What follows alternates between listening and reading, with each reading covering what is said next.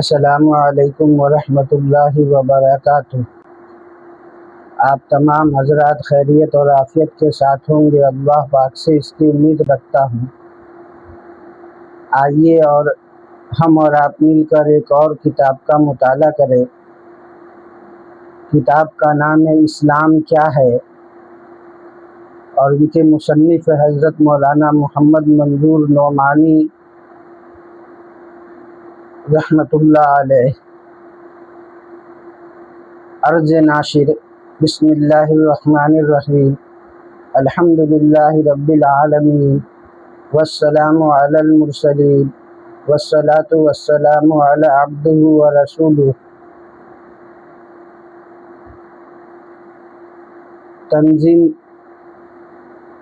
اما بعد، آپ نے عبد و معبود کے رشتے کی تصحیح و تنظیم فرمائی۔ عبد و معبود کے رشتے کی تصحیح و تنظیم کا مفہوم یہ ہے کہ بندہ اور خدا، خالق اور مخلوق، اور عبد و معبود کا رشتہ غلط ہو چکا تھا۔ مسخ و تحریف، جہالت و نادانی، جاہلیت اور گمراہی، اوہام و خرافات اور دجل و تلبیس کا شکار تھا۔ اللہ تعالیٰ کی ذات و صفات سے مکمل ناواقفیت اور بے خبری کا دورہ تھا، یا نہایت ناقص معرفت کا بعض اقوام و ملل میں وجود۔ آج کل کی طرح خدا کی صفات میں اس کی مخلوقات کو شریک بنایا گیا تھا۔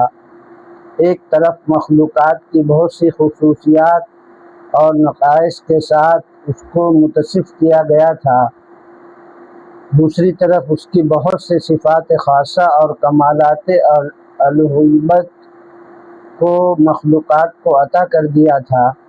جاہلیت کی بیشتر گمراہیوں، بیماریوں، محرومیوں اور خدا ناشناسیوں کا سرچشمہ یہی کمزوری تھی، اور اسی کا نتیجہ کھلی بت پرستی اور شرک جلی کی صورت برآمد ہوا۔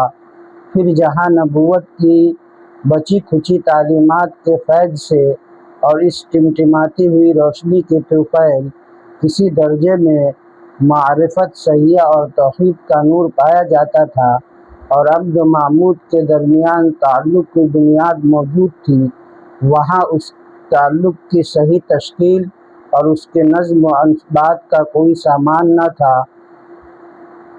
وما علینا الا